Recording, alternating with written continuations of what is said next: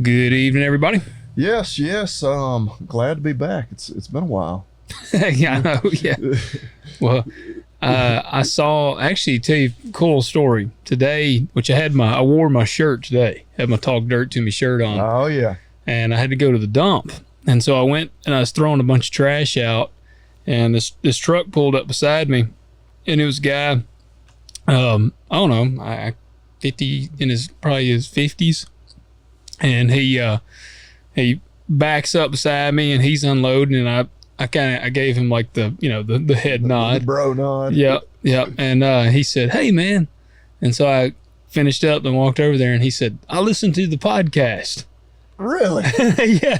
And I said, "Really?" And he was like, "Yeah, man. Yeah." He said, "I love the show, man." He said, "I listened to it and I watch Hurricane Creek Farms on YouTube." Well, heck yeah. And I said, "Well, that's awesome." I said, "Well, we're going to be recording. We recorded last night. We're going to be recording again tonight." And I said, "We're going to be drinking whiskey twice this week." Yeah. My family travel schedules have us. Yeah. Full disclosure, we're recording this one a week early, so we could not. Well, they have a travel ball tournament in Montana next week. Yeah. No ball. Although I did tell my daughter we were throwing last night. I said, she got a new glove, and been trying to get it broken now. So we need to take the ball and a glove, and we'll throw in the evenings. We get done hiking in the park all day. But yeah, we're going on vacation next week. So nice. Yeah, and last summer I came in remotely. Yeah. When we were down at the beach. But yeah, I don't know. I know they've said cell service where we're staying could be really spotty, and I don't know if the house we're in has Wi-Fi. Kind of hope it doesn't. Yeah, it would be a nice escape. Just totally, like the phone be just completely worthless. Just good for taking pictures. Well, and if I give that guy a shout out, I'm terrible with names, but I want to say you said your name was Danny. So if I'm wrong, don't hold it against me. I'm really bad with names, Man, you can't be much worse than me. Well, but it's only, that's just the coolest thing though. Like, we always appreciate if you see me or Bobby Lee out in the wild, whether it's local or hell, if Bobby Lee's in Montana or whatever, if you see him, you're like, "Hey, I listen to their stuff. Go up and tell us, man." It's just, it's cool to hear. Oh yeah. No, we love it. It still is kind of a weird thing, but not that it's weird for you to come up to us. Just, it's weird that I'm like, oh wow. Like, wow. Yeah. Somebody actually listens to us. I don't know, because I don't know, a lot of stuff we say, I'm like, oh, I mean, we obviously don't really hold back what we say. And you're like, oh man, hope people I go to church with don't listen to this. Oh yeah, see, there's some women that are like, "I love the podcast," and I'm like, whoa, well, hey, appreciate you hanging in there, appreciate the support. Yeah. Well, did I tell a story? We were coaching T-ball all-star tournament, and one of the coaches on one of the other teams said something to me. And I was like, I didn't really know what he was talking about at first.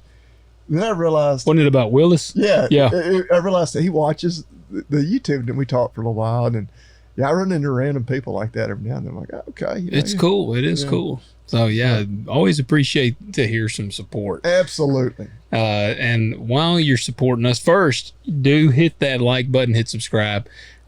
Whatever you're listening on, leave us a rating and a review.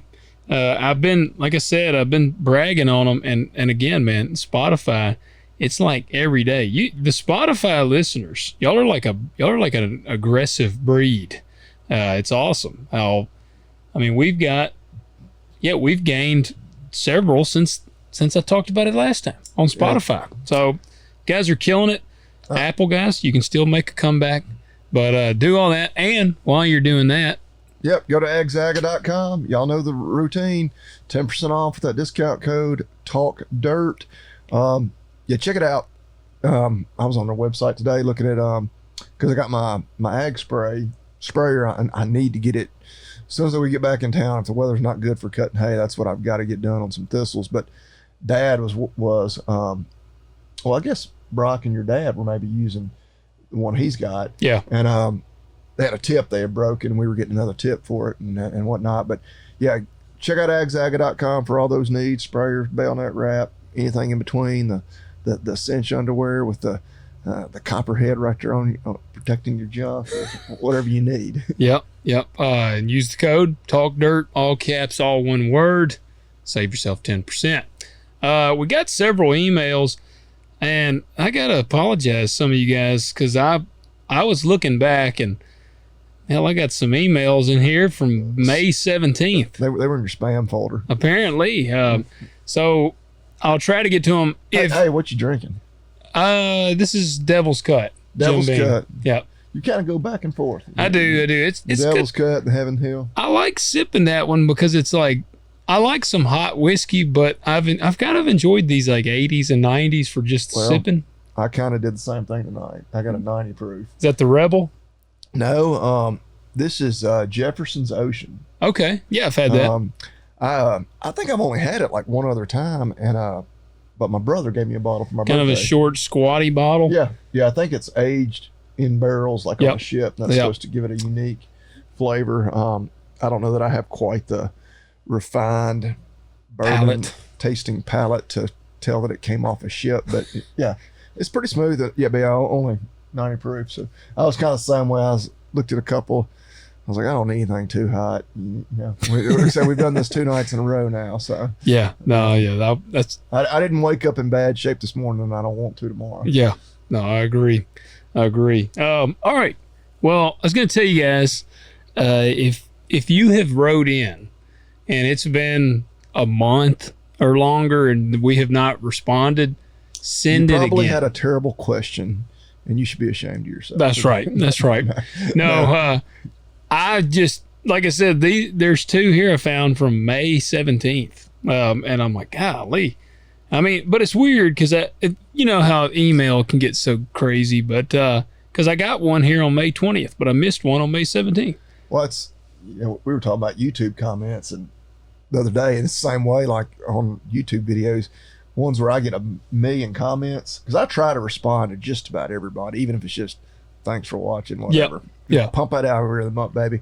But every now and then I'll realize, like, whoa, like I missed a bunch and it's just because it got a lot of comments. They all got buried. So. Did you comment back to the person condemning you for having your wife in a bikini? No, that was one, like I never saw that comment. You were telling me about it. Oh, you still hadn't gone and seen it? No, I mean, I'm not going to go back that far. I mean, I guess I could, but whatever. Yeah, they were like, this filth. They were like, my grandchildren watch. I wouldn't let them watch this filth. Yeah, a 40-year-old woman in a bikini is just I'm sure those poor kids, like if they've never seen a woman in a bikini on TV, it's probably because they've never turned on a TV. Yeah, very true. I mean, an ad on TV has that in it now. Yeah. All right. And if you notice any of these, and I'll tell you guys, go to talkdirtpodcast.com, go to our contact page. That's where you can submit your question. And it'll email it straight to me. And if I don't just completely miss it, then I'll see it here. So this is, if you notice any of these and you're like, we have covered that one, then just let me know. Okay. This one comes in from Riley. This is just a recommendation. It said, keep up the good work. Y'all need to have Dylan Joyce on the podcast. Who is that? The name sounds really familiar. He's got a YouTube channel. He's in West Tennessee. Okay. They're Matt and Kelly Griggs. Yeah. They're kind of buddies. They run in the same circles, sort of thing. Okay. He would be a good one. I admittedly have not watched his YouTube in a little while, just because, well, one, I don't do a lot of YouTube watching this time of year when it's daylight till 9 o'clock at night. But they're one that I do frequent when I'm kind of in that routine. You do a better job on the ag YouTubes because I'll tell you, my YouTube watching, I watch a lot of YouTube, but it varies. Like today when I ate lunch, I was by myself. I parked at the store. I was about to bush hog, and I had gone to Lenny's, got me a sandwich, and I watched Mr. Nightmare. You ever heard of that? No. It's horror stories. Like I'm into the weird stuff, so I was listening to like some, and they're all supposed to be true stories. So I'm usually listening and watching that while I eat, or Garand Thumb is like my other frequent. It's basically guns and horror, or homesteading apple cider things. Well, when I'm like getting dinner together, or I'll even do it for breakfast, which in the mornings I normally listen to Corbett Wall on the Feeder Flash, and then a daily Tennessee sports podcast YouTube thing. But I'll either put it on Cowboy Channel, watch rodeo, or I'll just have it on YouTube because I mean, no offense to anybody through the YouTube channel. Like if I'm not listening to every single word. If I'm Yeah. cooking dinner or whatever. Yeah. Like if I miss something, every now and then I'll rewind it back. But yeah, tonight, of course, Cheyenne is still going on because again we're recording a week early. So Yeah. I was watching the daddy of them all.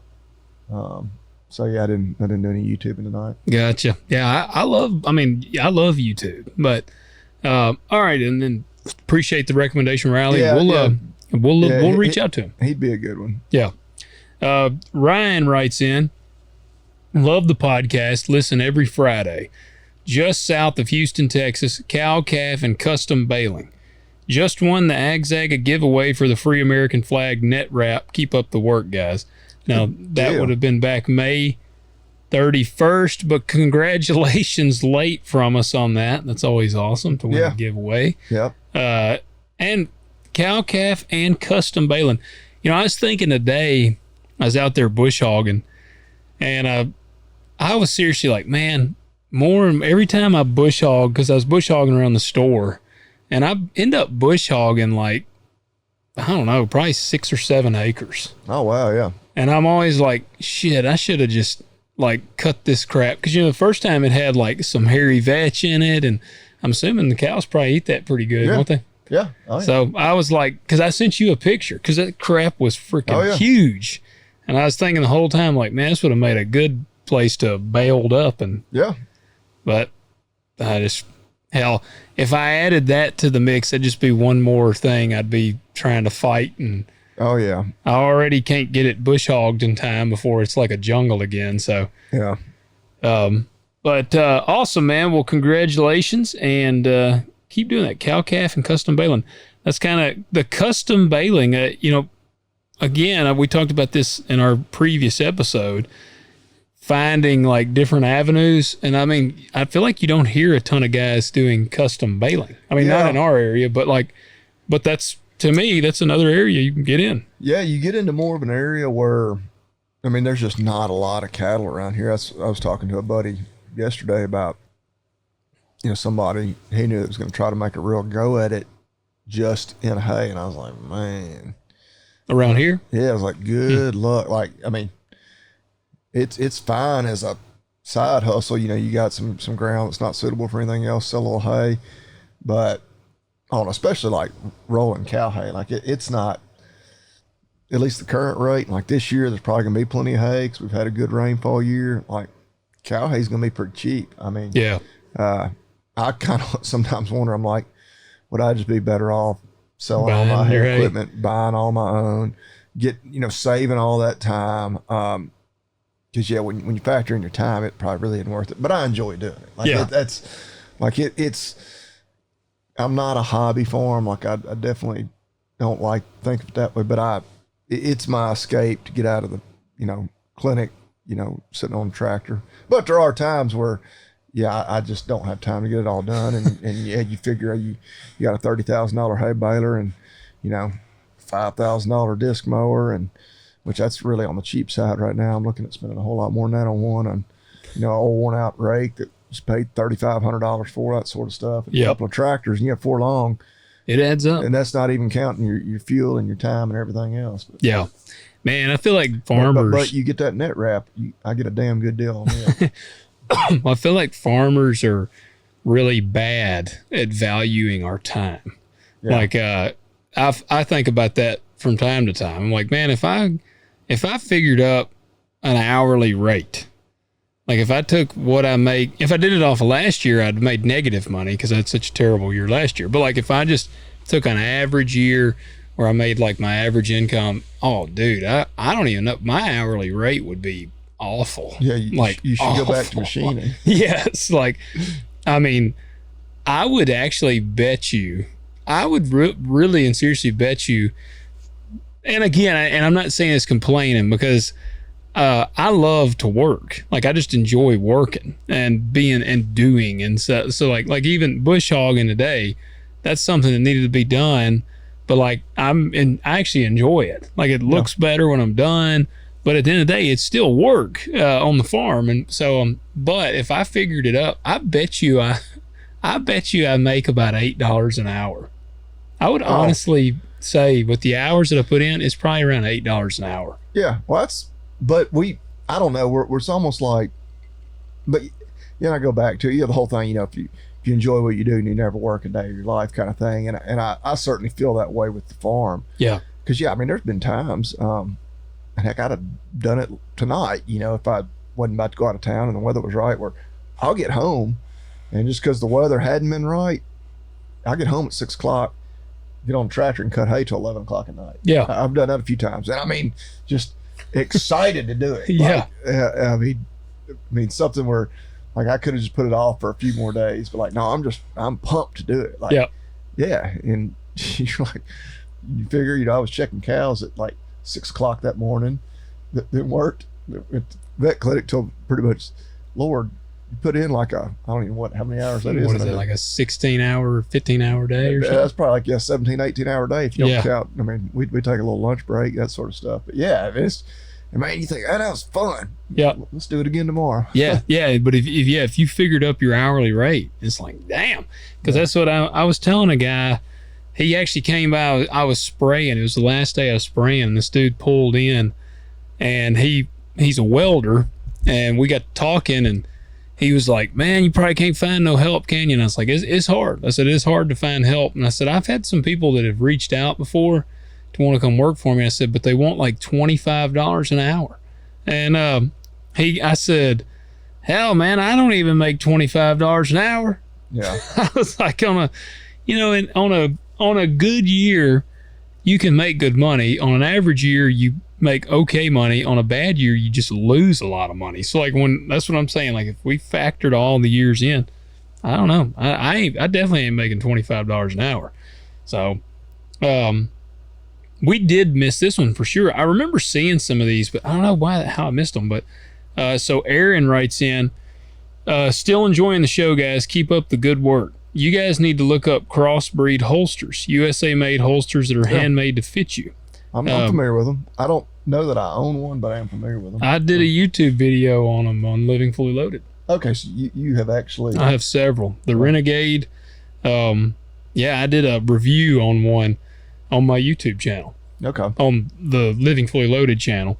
And they're great. Yeah, they're great holsters. They got a leather backing and then a Kydex front on them. Yeah. They're comfortable. I'm always looking for an inside the waistband that's tuckable. See, I don't have any that are, I don't think. I almost pulled the trigger, no pun intended, on one the other day. It was running at 25% off, and I was like, I've got a holster that I really love for the gun I carry right now. Why do I need another holster? Well, you know who makes the one you were looking at? We the People. Okay, I have a We the People holster. I'm pretty sure. What do you think about it? No, wait a minute. No, not a We the People. This one, the one I'm thinking of, is actually a guy that's local around here. I think I have one. They were having a big special because apparently like 18 people that I follow on social media are like brand ambassadors for them. Okay. So because every one of them's like, use the discount code Logan 25 and get your 25% off. And then I scroll down a little further and it was use the discount code John 25 for 25%. Dang, so they were just rocking and rolling. They must be doing a warehouse clear out.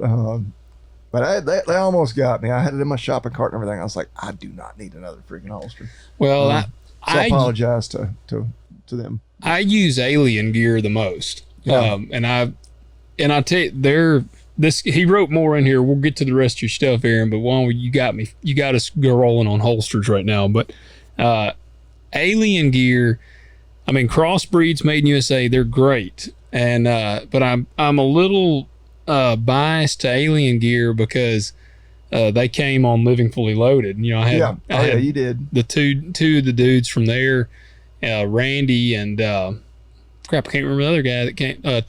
Tommy and Randy. They both came on the podcast, and they're super pro America. You know, like everything is made in house. They're stitching, like literally every element of it is made in USA, and they were really cool. So and their holsters are great. Like they're very comfortable holsters. So I have several of theirs. I have a couple inside the waistband and outside the waistband. Yep.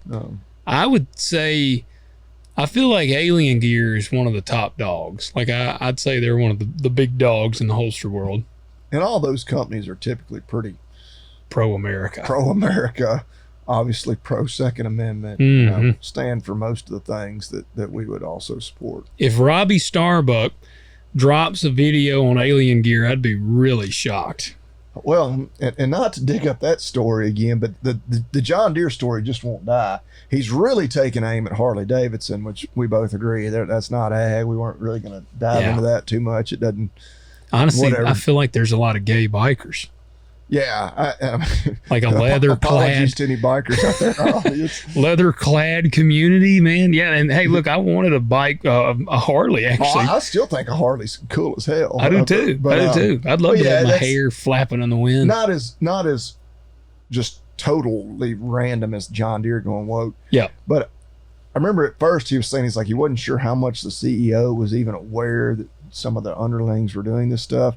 But no, he had a video today. It's like a 4-minute video. I watched most of it with the CEO giving like a speech talking about how they were like pretty much said they weren't going to put any more white men, non-diverse peoples, is the way they would say it, on their board of directors. And I was like, man, and he's like, I don't know how they don't get sued for discrimination. Because they're openly saying, we will not hire you because of your race. Yeah. If you're white. Like, that's racist. In the whole thing, we're like, oh, there's no such thing as reverse racism. Like white people can't be discriminated against. Like that right there is racist. Like it literally, you're discriminating against someone based on their and it's just so wild to me that John freaking Deere. Yeah. But anyway, we beat that horse pretty damn dead. But man, that story just, man, it's like the whole thing. Just when you thought they couldn't disappoint us anymore. Yeah. Like, no, it gets worse and worse. But it does, man. Did you see the thing I shared about the John Deere and where the guy's talking about that it's just a piece of junk? And oh yeah, and the sprayer guy, and he's like, "Why don't you buy a case? Why don't you buy a case?" And then it's the clip of Trump. What a stupid question! What a stupid question! No, you got to buy a Hagee. Yes, I always did think those were cool. Spray booms in the front. Somebody, Sharky was actually interviewing a guy who was like a custom applicator, and he had run all of them. He said he didn't like them as much as like he's run them. He said a Deere is actually, when it comes to sprayers, his favorite. Huh. I liked them I've never run one, but I've always thought it was cool because typically where you spray, where your tires run down, there'll be like a path where it doesn't get a good kill. Yeah. So I've always thought the Hagee booms being in the front would help. And I think he said one thing he didn't like was like the way it folded up for like going down the road. It made him feel claustrophobic. Well, I could see that. So I don't know that it really had much to do with the actual function of the machine in the field. But yeah, from my understanding, you basically have like a window to look through, because the booms raise up in front and it's like a thing you're looking through. I'm vaguely familiar with them, but I've never run a spray rig of any kind other than one I pull behind the tractor or that you turn over, or my ag spray that I put in the bed from my agzaga.com in the bed of my side-by-side. Yeah, I did turn over a pull behind the tractor. Bobby Lee's known to be a little reckless in his time. Hey, I was covering some acres. Like when you went duck hunting that day, you were covering some road. Yeah, I rolled a barrel truck rolled a truck. Yeah. There's been a few. Your guardian angel's been there. Yeah. Drew was mad at you that day. Yeah, his four-wheeler was in the back when we rolled the truck. But hell, it didn't even hardly hurt it. We drove it off. Yeah. All right, Aaron, the rest of his stuff here, he said, also, I've been looking at another haying tractor. I'm torn between a Deere and a Kubota. Currently, I'm running... Now, I'll give Aaron some credit here. He submitted this June 1st. This was before we dropped the bomb on John Deere. But he said, currently I'm running a mostly Deere operation. I bought a new Kubota L4060 last year and really like it. Curious on what Bobby Lee runs. God bless. Have a good one, guys. Well, it was appropriate that he had a John Deere question during Pride Month. Yeah, June, and it was on June 1st. Yeah, man, that's what he was just getting in the spirit. He was. I would get a Deere. No, get it in their new paint scheme with the rainbow hood. I did. All right, so I did have a conversation with a guy yesterday about Kubota versus Deere, and it was on their smaller tractors. And this is we were just kind of talking about, like, he said he would like to get a little bigger tractor, similar to like my 5090 that I got. Yeah. About a 90 horse tractor or so. And I said, man, look at a Kubota. I said, Bobby Lee runs some Kubotas. He likes them. I said, I don't know anything about them. I said, I know you can get a better deal on them. Oh, yeah. And he said, well, he was telling me, he said his brother had a Kubota and he's got a deer, and they're like comparable in size, and they were bush hogging like together out somewhere, and it was bogging the Kubota down and the deer wasn't fading. So he was like, I don't know. He said that the deer seemed like it had more power. And I said, well, I mean, until they just go, like my dealership goes full blown gay, I said, I'm going to probably still be running green. But I know Kubota, you could probably get a Kubota for, hell, I bet you could save 20 grand going orange. And I think 150 horse and under, definitely 100 horse and under, they are, I mean, a deer is still a deer, but they're right there with them. Yeah. Like it's. Well, what is a horsepower of an L4060? Because our dads have always had deers. Like, so L4060, it's probably a 60 horse Kubota. I was wondering, are they like deer and put their horsepower in the name? Yeah, but Kubota has all different, number, because I got, like currently they've got the M4, the M5, the M6. I guess there might be an M7, and then it's like I have an M4 071, okay, which is actually like 73 horsepower. But anyway, yeah, gotcha. The last two numbers are basically horsepower. The one I had traded for before I had the trouble with my M135 and ended up taking it back was a M6 110. I think. Yeah. It's like 110 horse. But yeah, in that price or in that size range, I think they're so close in terms of how, the quality of the machine. Yeah. And yeah, you're just gonna get that Kubota a lot cheaper. Yeah. And then of course it really comes down to your dealer. And we have a fantastic Kubota dealer in our area. I always can't say enough good things about them. Especially after they had to do some seriously major repairs to one of my tractors. Had to come get it, and I mean, if I've got a problem with the tractor, they need to take it in the shop. They come get it, haul it in, fix it, bring it back to me. I've had them come out and work on them at just my farm. Yeah. Buying implements and other things from them. I told the story about how I texted them about I was looking for a box plate, or actually my dad was, and they like literally had to deliver it to my house like 4 hours later. Yeah. I was like, are you kidding me? Just stuff like, so you if you don't have a good Kubota dealer in your area, or one's 2 hours away, then and you got a good John Deere dealer just up the road, that probably enough to say, all right, it's worth the extra money. That's what it's like we've said all the time. I mean, honestly, whatever your dealership is around there, if we had a Case dealership and that was the only thing we had around here, most guys around here would be running Cases. I mean, It just is the way it goes. Like it's dealer availability, and we're in an area where we just so happen to have several John Deere dealerships and several Case dealerships. So you see a good combination of them here. And I still would say you see more Deere. Deere still is the dominant tractor, but you see that. So, I mean, man, because at the end of the day, Fendt, Case, Deere, Kubota, New Holland, whatever they are, they're all going to have something that's going to happen at some point. If you run them enough, something's going to break. And you can get a bad one or have issues, but on the power thing too, I would say, I believe my disc mower, because I've got a 9-foot disc mower, 9-foot 2-inch, whatever it is. And I think that thing, when you look at the specs on it, it's rated for a minimum of 65 horsepower. And I run it on that 73 horsepower, my M4 Kubota. And so it's, based on specs, it's pretty much maxing it out. And I have not had any issues. Yeah. Mowing hay, bogging it down, anything. I don't know. I mainly use that tractor for cutting hay, raking hay, moving hay, feeding, that sort of stuff. Basic moving stuff around the house because I got pallet forks on it and all. And landscaping here lately. If you've been watching my YouTube, Yeah, with them damn bikinis. so you can see my wife in a bikini. It's me on a tractor and her in a filth. bikini. Yeah, but somebody commented the other day, said, "Hey, the bikinis are great, but when are you going to put on your man bikini, your Speedo?" Kind of got my wheels to turning about like we hit we're just under 40,000 subscribers. Like if we got to 50,000 by like the end of the summer, Bust out the Speedo. I might do. Hey, it'd be worth it if we jumped our subscribership by 25% in what we got about a little less than 2 months in summer as we sit here recording tonight. Yeah. Like, yeah, I might toss that out there. And hey, if we don't hit it, I don't have to buy the Speedo. If we do hit it, well, by golly, I'll be happy to slap that baby on. Yeah, you ought to do it. I'm not trying to impress anyone.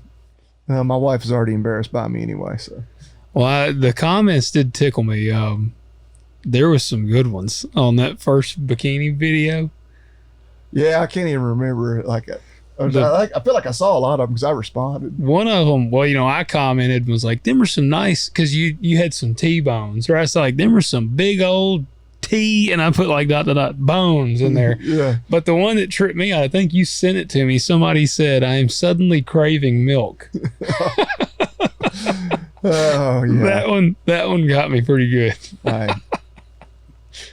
men are simple creatures, Well, yeah, that's very true. and I didn't intentionally like set out to like plan it where, hey, you're gonna be out here in a bikini whenever we start doing this. It just worked out that way. What was I doing? I wonder if I cut hay that day. Yeah, I think I was cutting hay. Yeah. I got home and they were out there landscaping, and of course they were swimming 'cause it was hotter than hell. Yep. And I was like, well, I'm gonna be working on doing this with the tractor. I'm gonna film and then of course, I was like, well, I'm definitely gonna make sure we got a bikini shot in the thumbnail for this one. we're gonna milk it for all it's worth. No pun intended. Yes. Yeah. Once again. Yeah. Well, there you go, man. I would evaluate, which it sounds like you're running deer, but you also just bought a new Kubota. So it sounds like you probably are in a similar boat where you've got a lot of option dealer wise. If you got a good dealer, I don't think you can go wrong either way. You are going to save. I mean, I bet you'd probably save 20 grand on a similar horsepower. And like, I'm always like playing around, like looking like, where can I find a good deal on used one? I want one that's got like, 1,000 hours on it. Yeah.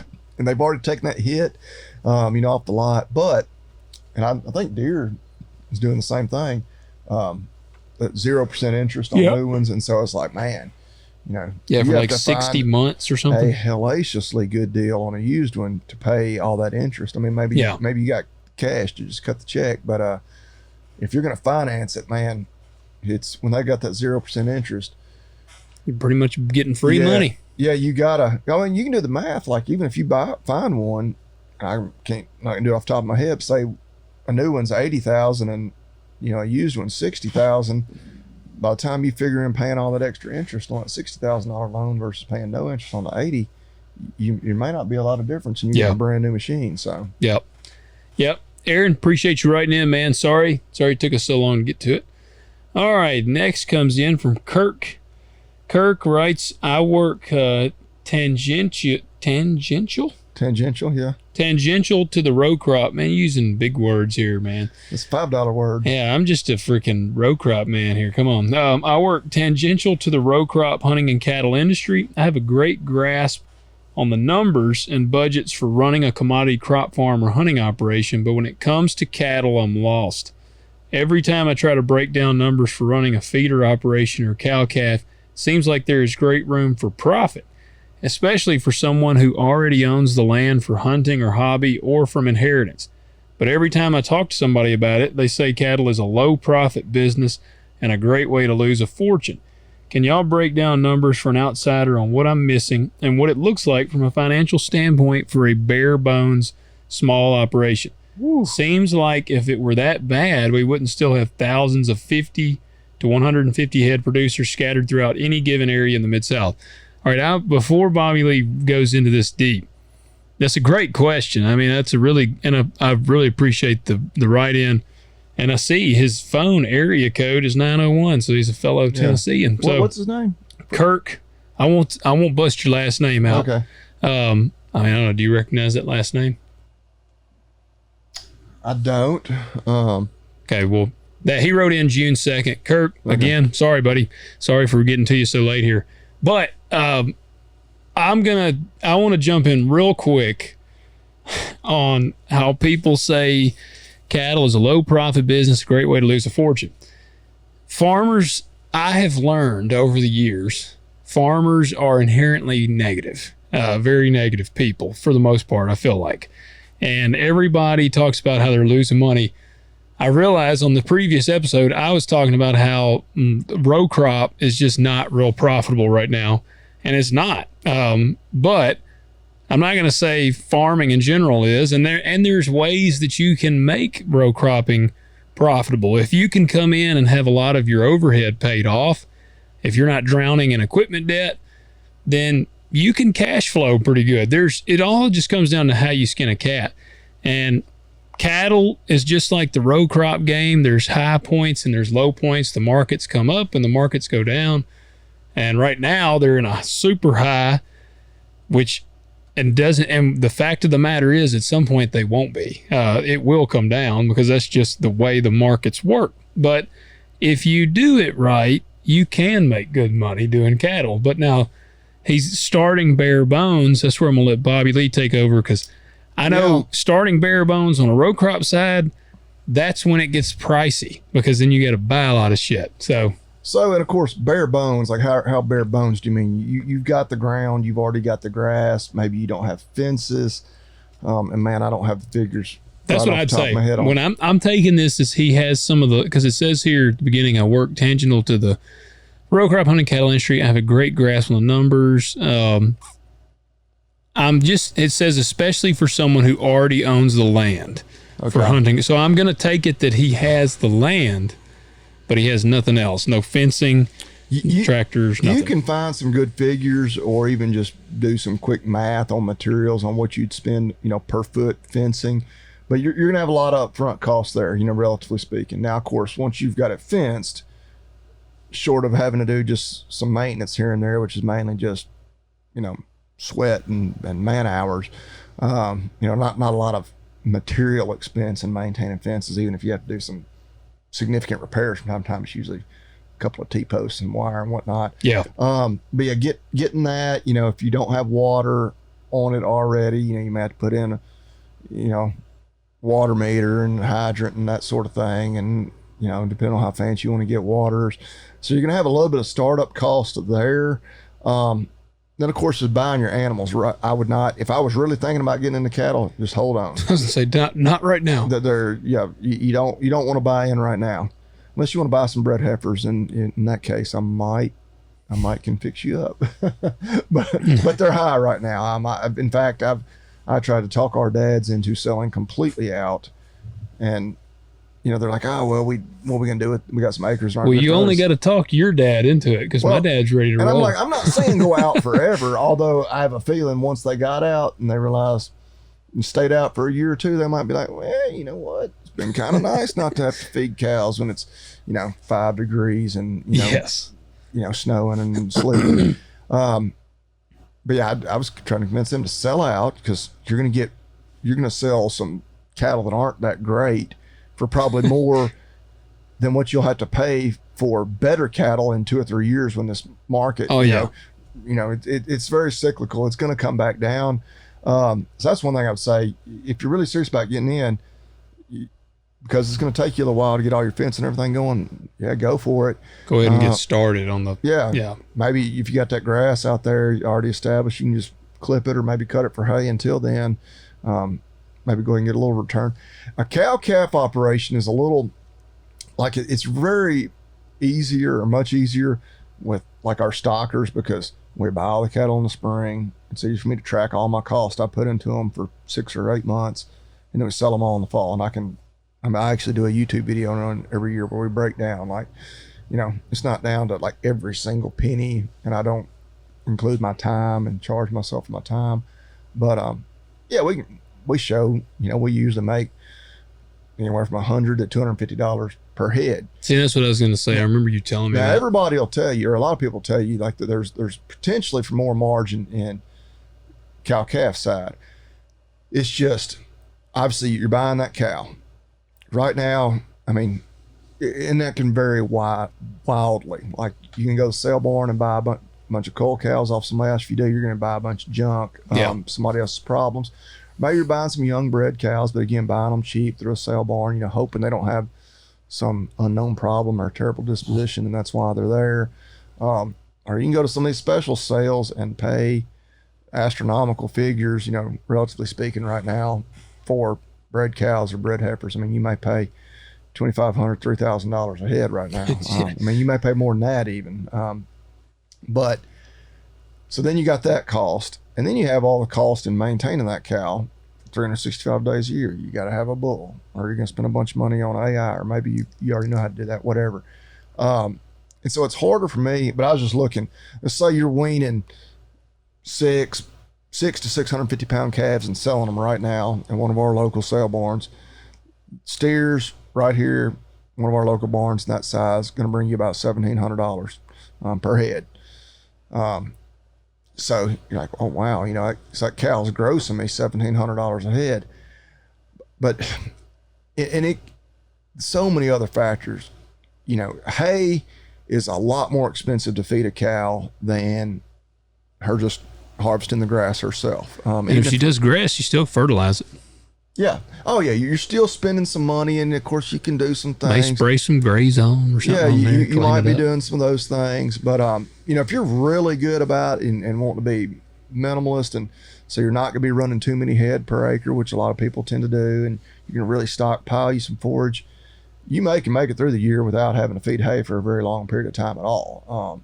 I think that's probably the most profitable, but it's a little harder to say, yeah, you're going to make this much money per cow. Yeah. And then, you're going to run this many cows per acre, so you'll yield this much per acre, which is really the way we should look at it.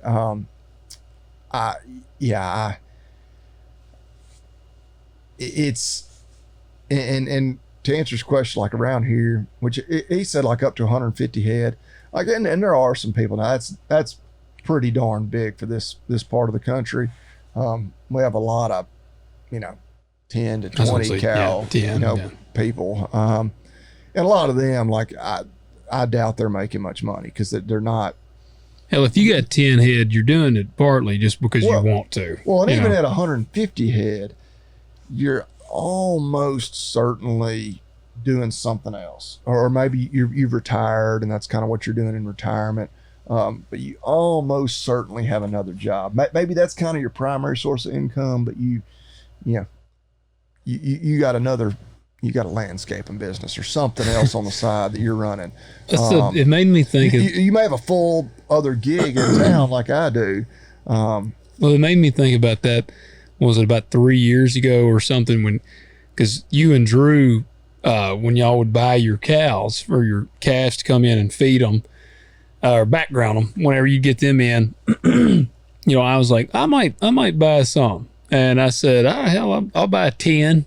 Yeah. And then we got to kind of talking numbers, and it's like, shit, that ain't even worth it. Like, well, and you need to sell them in a truckload quantity, because I've had friends that have done that. Just like, all right, I don't have enough acreage to run a truckload, but I want to do. But man, when you sell them by the truckload, you get a real premium, and a lot of times that premium is that thin little margin difference between making money and losing money. Yeah. Yeah, man, and man, I tell you, like, people, 50 head of cattle, because somebody sees, like, 50 head of cattle, you're still talking, what is that? If you sell them, if you get $150 profit a head. Oh, well, and like, let's just say. So you were running 50 stockers? Yeah. Oh, yeah. What's that? It's $7,500. Yeah. Oh yeah, you. That's not very much money for messing with 50 damn cows. Like 50 cows that's a lot of cows to mess with. Well, and we keep ours from April to November a lot of times. What's that? 7-8 months. Yeah. So what are you making a month? So let's just say you're keeping them. We'll just even say 200 days. So and figure you're spending about an hour a day, which is probably not entirely accurate. Yeah. So 7,500. Well, that's $37 an hour, but Now that's 1 hour a day. That's not counting when you work them. yeah. And so I mean, But I mean, like right now, I don't spend an hour a day with mine. yeah. You know, I maybe 30 minutes. I total. feel like that's 37 sounds good, but still, when you consider the fact that let's say you had one or two die, Oh, yeah. or Well, 1 o'clock in the morning, you get that phone call that nobody with cattle ever wants to get, and they got damn cows out. Well, and you got a lot of risk. I mean, if you're like me, I buy those money or buy those cattle with borrowed money, Mm-hmm. and so yeah, like right now, I mean, something could happen to them overnight, and I'm the bank, you know, about $50,000. Yeah. Yeah. Yeah. What am I going to do? Yeah. Which we have, you know, some risk protection built in different ways. That's what it was crazy when we were talking like I always figure things on the lower end of the spectrum, like the income wise. Like, you know, could you make $250 a head potentially? Yeah, potentially. But like, let's say just 150. If you sold 500 head of cattle, that's still only $75,000.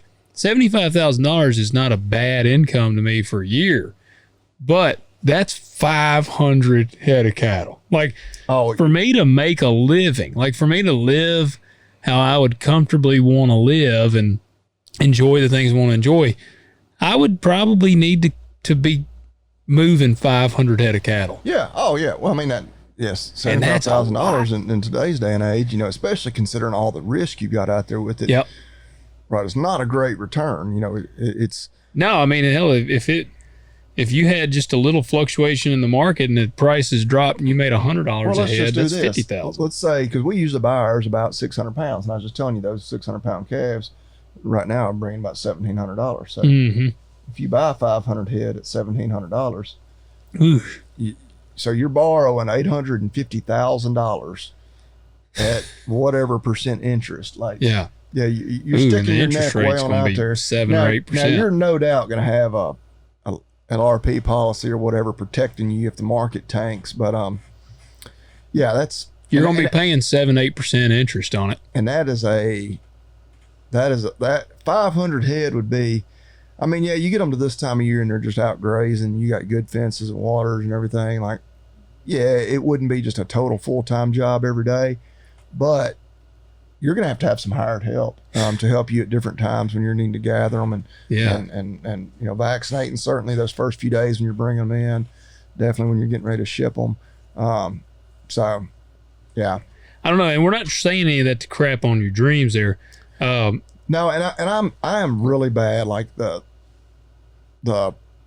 business side of farmers, you know, when it comes to the cow calf thing, because I'll tell you, I don't know how profitable or not I am on my cow calf. I don't. Yeah. That part of my operation, I do because I absolutely enjoy it. You know, I am fortunate to have a really good off-farm job. I'm not trying to lose money farming, but I spend more money on equipment and stuff. And if I'm figuring in those costs, I'm not making any money. Yeah. But you know what? I enjoy driving a new tractor. You know, when it comes time for me to go to the hayfield, I'm a very poor mechanic. I don't need to be working on an old tractor. And again, it's a nice little tax write-off. You know, if I can afford it, I'd rather run something a little newer and nicer and safer when I got my kids on there with me and that sort of thing. And, you know, and then too, tractor, you know, it is a depreciable asset, but it's not quite like buying a pickup truck that, you know, in 5 years, it's worth half of what it was when you bought it. Yeah. Well, man, I mean, it's all just kind of how you skin the cat is basically how it boils down. I know that's probably not the answer you're looking for. I don't know that we really answered that at all. Yeah. But, Kurt, right back in. Let us know what you think. Sorry it took us so long to get to that. Okay. Let me see here. We had some more. Yeah, I had like completely missed those. And then we got a couple more up here. Where are they? I don't know how in the world I missed them. All right. Got another one here. Okay, here we go. Tyler writes in, yeah, this was July 4th, so not terribly long ago. He writes in, hey guys, like the show, best farming podcast out there. Now that's what I like to hear right there. You're damn right. Yeah, that's what I like to hear. Best parts, you can count on it every Friday. I own a logging company in Alabama and also am a skip generation row crop farmer. Been listening for about a year, I guess, and just finally got around to giving a rating on Spotify. Keep up the good work, guys. Thank you. Yep, you're the man. Hey. Which that reminds me, the Spotify thing, and I was going to say it earlier, but I got distracted. Tucker just overtook Rogan for #1 spot. Wow, really? And they didn't say who 3 was, but I'm just assuming it's us. Yeah. But I mean, we've turned down 100 million from them a couple of times. yeah, we're not going to sell y'all out. We can't be bought. Tucker Carlson. They said we couldn't make fun of John Deere anymore if we signed on with them. Yes. So Tucker Carlson said it's, and I don't know if it was just for a month or whatever, but said he was officially the most downloaded podcast. Overtook Rogan. Well, I kind of like to see that, man. I kind of like to see it's got to be shift making the liberals' heads explode because like 2 of their like public enemy #1 in the alternative media. You know, 2 guys that don't do like traditional media at all, but are stomping a mud hole in the traditional media's ass. Yeah. Yeah, that's true. Like the top 2, in which Rogan's no conservative. No, but he's very libertarian, and he's much more anti woke than he is anti conservative. Yes. You know. Yeah. He's kind of, they try to paint him as a conservative just because he's not. He's socially liberal and fiscally conservative. Yeah. Is the best way to put it. Like he's very, very socially liberal. Yeah, very pro. He would drive a John Deere. Joe's very. Which I agree with him on most things. Like I feel like I'm more socially liberal. Like I don't. Well, I mean, the whole woke thing is, I don't know, because I feel like I'm very socially liberal. Like I don't care about gay people. Yeah. Like I know people that like, you know, won't or don't want them working for them and stuff like that. And like, no, like as long as they ain't coming to school or not school, as long as they ain't coming to work and like flaunting it, I don't give a shit. Well, yeah, I mean, if you show up and do the job well, like, yeah, I do not care. Yeah, but yeah, I don't know that I may align more with Joe than I even realize. But yeah. Well, Tyler, we appreciate you writing in. He did not throw a Roll Tide in there for you. Says he's in. Good. Well, if he's from Alabama and he's an ag guy, he should be an Auburn fan. Well, there you go. He may be. He may be. Auburn is the ag school in the state. Okay. Well, dude, appreciate you leaving us that rating. And Auburn fans don't know what the hell to say. They want to say War Eagle, but then they're the Tigers, but then they're the Plainsmen. So they're like War Eagle, go Tigers, yay Plainsmen or something. Yeah. But they just don't know. That's just a small degree of SEC. I got a confused family member that's an Auburn fan. Yeah,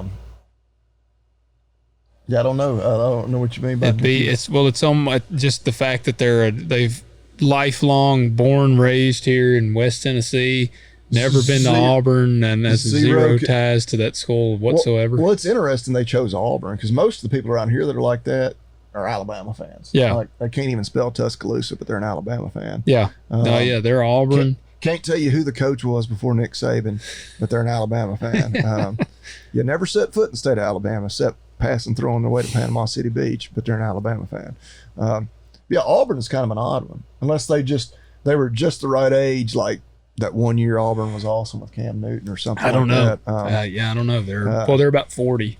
Yeah, you see a few people our age that are like just again, never lived anywhere but Tipton County, and they're Florida fans. There was a dude they're about our age, because in the 90s, Florida was really good with Spurrier and Danny Werfel and all that. That drives me nuts. Yeah, one of my buddies from back in the day, diehard Gators fan. Well, now you see a few people that are like random Georgia fans. And it's like, yeah, I got a random Georgia fan. Who was the coach before Kirby Smart? I got a cousin. Me and him were like going back and forth. And I've always been a Georgia fan. What are you talking about? Right? I've said before, like I don't. What's your favorite part of the campus? Yeah, they'd be like, Sanford Stadium. Yeah. The only thing on campus. Well, that's what, like I've said before, I really don't get into college sports at all. But I pull for Tennessee and I pull for Memphis. Like I pull for, I'm like, my home state, my home like area. Like, so I pull for both of them. But like Tennessee, I think had played Georgia in football, and I guess Georgia beat them or something. And my cousin, he was like talking shit. And I said, "Why are you even a Georgia fan?" Yeah. And he was like, "What?" I can tell you why, because they're good. Yeah. Oh, and he got all butthurt. I bet he likes the Yankees. Maybe, I don't know. I know, but he got butthurt, and he was a Yankees fan since Derek Jeter. Well, he goes, "Well, why are you a Vols fan? You didn't go to college there." And I'm like, "I live in damn Tennessee. Yeah, we live in Big Orange country." Yeah, like that's the state. And I said, and if I want to get technical, shit, I got a bunch of family that went there and graduated. I have legitimately been to that campus a few times. Well, yeah, the ones that kill me are like, I'm an Alabama football fan, but I like Duke basketball or Kentucky basketball. Like, just random. Get out of here. Get out of here. You know what I've said it'd be like? But those people, to me, this is the way I almost kind of feel sorry for them. Because, like, I've invested a lot of time, money, energy, everything. And everything. Like, Tennessee winning that baseball championship, I feel like it meant so much more to me than it would. Just if I was just a random, like, baseball fan of some other random school or whatever. Yeah. Like, I live and die with Tennessee on the field, whether it doesn't matter what the sport is. The damn water polo team. Like, honestly, I don't even know if they have a water polo team, but if they do and they're playing, I'm going to be, locked in, no doubt who I'm rooting for. Yeah. Yeah. No, I get it. All right. Anyway, yeah. Next one here. We're barely a month away from football, y'all. Yeah. Actually, by the time this episode comes out, we'll be less than a month from football. I will say I'm starting to get antsy, and it's still a ways off, but I'm gonna get the combine out here before long and start getting some stuff ready. But there you go. Unfortunately, I do got to get on the track hose. I got to get them fixed. All right, this was Lee wrote in. This is the guy that said that he wrote a book on the Tractorcade. Okay. Yep. And so I am going to email him back. I'll make a little star on that one because I think that'd be cool to have him on the show. Yeah, we need to get some. We've been too long without a guest. We have. We just been busy as hell. Right. Yeah. It's exactly. All right. Here we go. We're going to get making our schedules work and then throwing a third person in there. The logistics of that is tougher than you would imagine. Yes. All right. Justin writes in here. Bobby Lee, I like the bale bed truck. It looks pretty gay. That's all he said. Well, no, I'm just kidding. No, he did. He said, Bobby Lee. We're an open and accepting podcast. I mean, we just said that. Like, as long as it still gets the job done, I don't care if it is gay. Yeah. No, he said, Bobby Lee, I like the bale bed truck. Do you think it has been worth buying a bell bed truck? We run about 75 pairs plus some calves for freezer beef and have farms that are scattered around the area of southern Kentucky. I'm beginning to think a bell bed truck would be worth having versus tearing up the roads on a tractor. Love the podcast to try to catch as many episodes as I can. Yeah, if you're up and down the road with the tractor moving hay just to feed it, I believe yes. They're not cheap. I mean, you can find them used. That's of course what I did. But the bed, I mean, you got to have a truck anyway. Preferably 4-wheel drive. Oh yeah. I don't know that I've ever seen a bell bed truck that was 2-wheel drive. Yeah. Well, the first thing I did when I got mine, because I got it like in February, and I was like, all right, we're nearing the end of hay season. Man, I don't have to put some tires on it, but I was hoping I could wait till this winter. Like, no, literally the very first time I was like, I nearly got stuck. I drove straight to our buddy Johnny. I was like, order me some tires on here. But yeah, it's a time saver because obviously you can go up and down the road. I mean, I basically just have cows on 2 farms. One of them, I don't know, it by road it's probably 4.5 miles, one way. But and I was. Of course, I can take them 2 rolls at a time with the tractor or with the truck. But I don't have a barn there or anything to leave a tractor at or a hay pen to leave hay there so I could, not have to drive a tractor up and down the road. So, just my logistics were I'm gonna have to drive some kind of machine up and down the road. And yeah, I don't know. Like if I had just bought that exact same truck with just a regular flatbed on it, it'd have been a little cheaper, but it wouldn't have been a whole lot. And yeah, to not put all that wear and tear on the tractor and put those extra hours and just the extra time. Too, with me having, I can do it like on my way to work. Like, but whereas if I'm on tractor, I got to drive tractor there, drive tractor back home, then get my truck. And so time saver. Yeah, and it's just handy. I'll use it like, of course, one of the things I've grown to hate the most is just moving hay off the field and home after I'm done baling it. Kind of like when you're done baling, you're like, all right, we're done. We're like, no, I got just a mundane task. Yeah, just so like a couple of hay fields I've got that are kind of like on my way home. If I'm down to just like 6 rolls left to move, I'm like, well, hell, I'll just drive this truck to work the next few days. And I'll just whip in there and take 2 at a time home with me when I'm going past there anyway. That's one less trip I got to make with the trailer. Just random stuff like, not that that's a, deal breaker or maker for the bale bed. But yeah, I think it's as handy as a pocket on a shirt whenever you need to move a couple rolls of hay. Well, there you go. So you can use the hydraulic arms to move a lot of other stuff. I don't. You see people that rig them up to where they'll actually pick up like a 4-wheeler to put on the back of their truck. Oh, really? I think the protein tubs, 200 pounds. Yeah.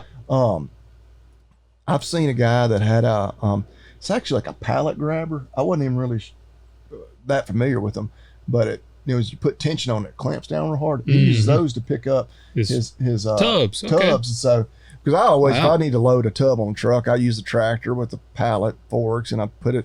I'm like, man, that'd be even handier. Just taking advantage of that hydraulic power you've already got right there. Yeah, that would. But anyway, right, Justin, appreciate it. Let us know if you get you a truck with that on there. That'd be cool.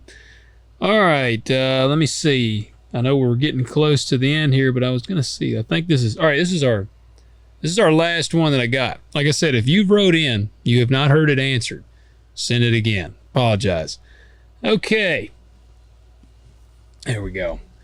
So Brett writes in, hey guys, love the podcast. I'm 28 and farm with my wife and 2 small kids up in BC, Canada. China, he put in parentheses. Yeah. Well, he's on the right side of the country anyway, the side that the rest of them don't care about. Yeah. My brother and I work with our parents on the farm. We grow primarily sweet corn acreage-wise, but also grow pumpkins, squash, strawberries, raspberries, and potatoes for our farm gate stores. Logan, keep us updated on how the farm store goes, as we are about 2 years into our farm store agritourism venture. Any questions about the rainflow gear, don't hesitate to reach out. We use them for a few years now. Awesome equipment. Keep it up. Always look forward to the show. All right, man. Appreciate you writing in. Thank you for the support. And yeah, they're busy with all that, the pumpkins, squash, strawberries, raspberries. We're gonna plant some strawberries this fall where our sweet corn is. I'm actually putting strawberries there this fall, and we got the pumpkins going. I'm picking sweet corn tomorrow, so it's we're pumped. We're opening actually tomorrow at 2, and man, we got kraut, pickles, pickled okra, cowboy candy, tomato juice, a few watermelons, and a bunch of sweet corn. Yeah. So we're going to be open tomorrow, but that's pretty cool, man. And I will second how great the rainflow stuff is. All that rainflow equipment is badass. And that goes like what I was saying the other day. I bought those 3 pieces of rainflow gear or equipment for like $15,000. 2 of them brand new, 1 of them used. You can't buy anything new in row cropping for $15,000. So that's awesome. Yeah, I'll try to keep like I said, keep updating everybody on what we do, what we got going on. And yeah, man, good luck in China. That's a good way of looking at it. Old Trudeau, man, we got Biden, they got Trudeau. We both got a couple of idiots. But appreciate you writing in. I think that we are caught up on them. I was going to go down the agrivoltaic rabbit hole tonight, but we had enough questions. And actually, I got to thinking, you're going to be out of town next week. I'm just going to see. I'd like to try. It'd be cool to get an agrivoltaic person on the show. Okay, is that just the solar power company? Yeah. It's solar and ag working together on the same farm. Like instead of just panels covering the whole farm, and like I won't give away too much, but I was kind of listening to some podcasts on it today because I've been like anti solar panels because I've lost a lot of farm ground to solar panels. And I'm like, man, these bastards. And but agrivoltaic is trying to figure out how to not take ag out of the equation. Like, let's get some solar energy, because there was some pretty big statistics. Like, well, I mean, the obvious thing to me is like, why do they put it on productive agriculture ground? Like, oftentimes prime ground. They said because it's generally flat and it's near a power source. That was their thing. But still, you're taking like, and I understand like we have excess, commodities right now. That's why commodity prices are so terrible. But it's like, at some point we got to remember we could hit energy is great, and energy is a luxury, and energy is really at the point where it's a necessity, but it's no more necessary than food. Yeah. But yeah, there's so many awesome acres grounds that are just, in parts of the country, which again is probably not where the power is needed necessarily, but just marginal acres or just flat out unproductive acres. Well, that's how I was thinking when we went to Utah. I was looking around. I'm like, this place is cool, but I'm like, oh, shit, bring them solar panels here. There's some ground that won't grow nothing. Well, and I guess, you see people putting solar panels on the roof, but like, yeah, the roof's just void area that's not doing anything. Yeah, put it on top of the. But then these big companies don't get all that money. It's just the individual homeowner, which it was funny that you were going to talk about that, because I actually, just in scanning a few articles today, there was one talking about well, let's save it. Leases. Let's save it. Oh man, I want to share that. We got to save it. Okay. Well, how is it? What? No, we got to save it, because then it's going to get me rolling. Well, a lot of it was on the lease figures that they're paying, and it's per acre per year. I've got some of that wrote down. So yeah, let's save it. Stupid money. There, you've been teased. But then the thing, and I'll tease you more because this will be right in our wheelhouse. How much of that money is not even like real money? Like it's government money that's like pumped into it. It's like, good God, like that's where I'd be scared as hell to lease to somebody, because if that government money, something happens to it, like that bubble, oh yeah, they're toast, explodes. Like they go belly up immediately. Yep. All right. Do you got to pull another company? I ain't got one. Oh man, yeah, I've got a list. Actually, I did the Cruise Combat guys. I shared the picture. I had their shirt on that says "Made in USA." And they responded, and I shared it. And so then the guy messaged me, and I told him, I said, hey, man, I said, we do a ag podcast. I said, we give you a shout out. I said, we do American. I kind of told him what we do. So he went and listened. Well, it's pretty crazy, man. It's a small world. George Cole, which was a guy that I had on Living Fully Loaded. I remember him when you had him on. Yep. He's buddies with the guy. And so today, Cruise Combat sent me a video on Instagram, and it was George at like the gym, and he's like, hey man, I'm on here. He is right here. And George is like, what's up? And so I said, dude, what the heck? I said, how do you know George? And he said, man, we train Muay Thai and all this together. And he said, I was telling him 2 farmers were talking about us on a podcast, and he said, was it Logan Hanks? And I was like, hell yes. So yeah. It's pretty cool. I was like, dang, the world is really smaller than we realize. Yeah. Like it is a crazy small world, but I just thought that was pretty cool. Yeah, that is pretty cool. That's awesome. Yeah. Yeah. So, and I did get another shirt. I got their t-shirt, and then I got a flowery tank top. There you go. There you go. Yeah. All right. Good deal. Let me start off with 2 words. Made in America. So I actually got to pull up my list. I don't even know which company I'm going to do. I know. I was trying to think, but I can't think of one offhand. Man, I may go kind of similar to last night, just in that I bought both of these things. Last week, you mean? Well, you're right. It was last week on the podcast. It was last night in real time. Yeah, I did last week. It was we did the garden sprayer that I bought right here at local Hat Ads. Yeah. I also grabbed a pair of socks there the other day. Fits, just FITS socks, made in USA. I was like, I was in there one day and I did not need another pair of socks, but I need some more socks. well, you need to go check them out. Believe these I got. Are they cotton? You know, I'm not even sure if the ones I got. I really don't even know. I don't like the athletic feeling material socks. So, but yeah, they are made in USA. That is one of obviously Fits. we wouldn't be talking about them right now if they weren't. But the ones I got, I believe they're have like a camouflage pattern on them, which why that matters because they're socks. You know, Yeah. you don't see them. But yeah, they got all kinds of they Okay. have the little short running socks versus Yeah, I'm still old school. I like the short socks. You know, those aren't cool anymore. Do you know that? They're not hip. really like the no show socks. The no-show socks now are not hip no more. when you're wearing tennis Short shoes. shoes or something. Yeah, you're supposed to have like the tall socks. Like That's a Pride Month thing. my 12 or 13-year-old nephew.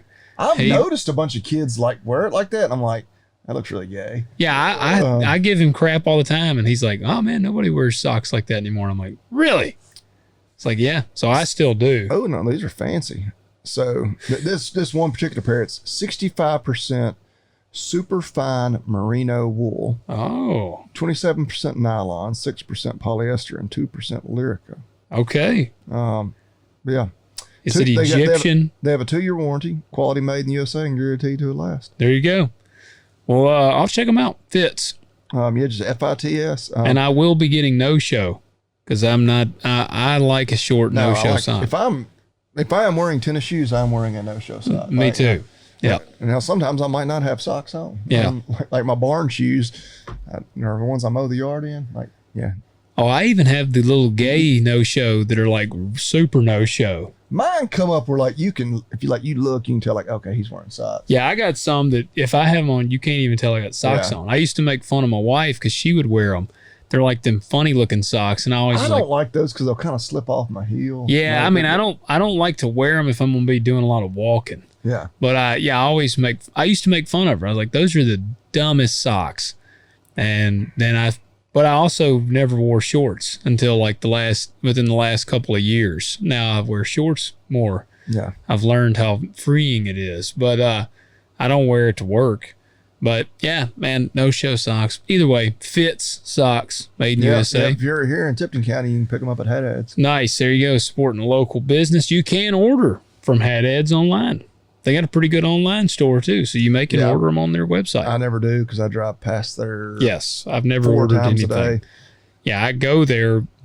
It's hardly a week that goes by that I'm not in the hardware side. I was of about to Hat say, Ads. I go in hardware, nonstop. Yeah, they're like, well, here you come. So like when I come in there, they already know. That's what it's like the parts store. I was in there twice this week, and they're like, "Do you need anything else?" And I was like, "Sure, I do. Yes. I'll just be back tomorrow." Yeah. Oh yeah.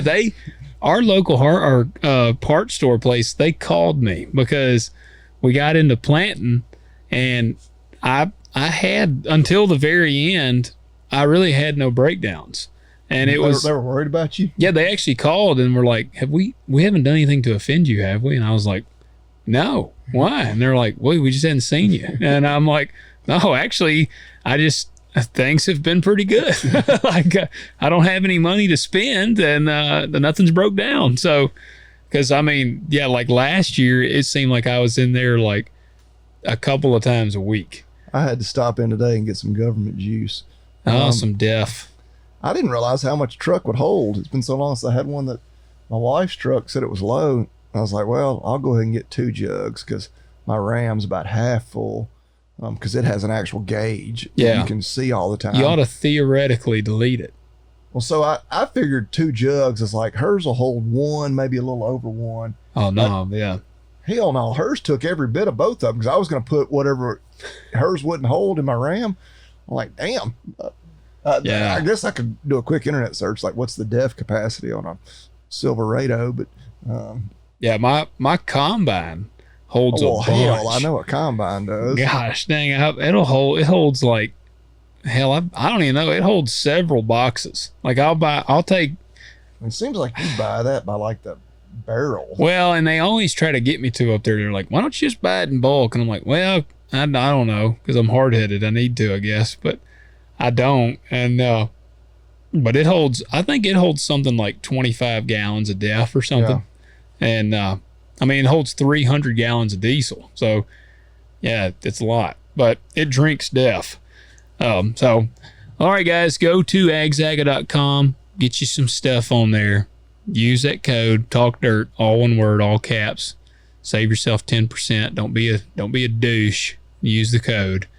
And leave us a rating and a review. And submit your questions, talkdirtpodcast.com. And we will catch you next week. Yeah. It'll be 2 weeks in real time before we're not skipping a week. We did this 2 nights in a row so that you can get y'all's episode on Friday morning. I'll be able to listen to this one like on the airplane as we're coming back. There you go. Yep. I'll tell whoever I'm sitting next to about it. Be like, listen to these badass dudes on this thing. Be like, man, they're so handsome. Doesn't say dashingly handsome. All right, guys, we'll catch you next week.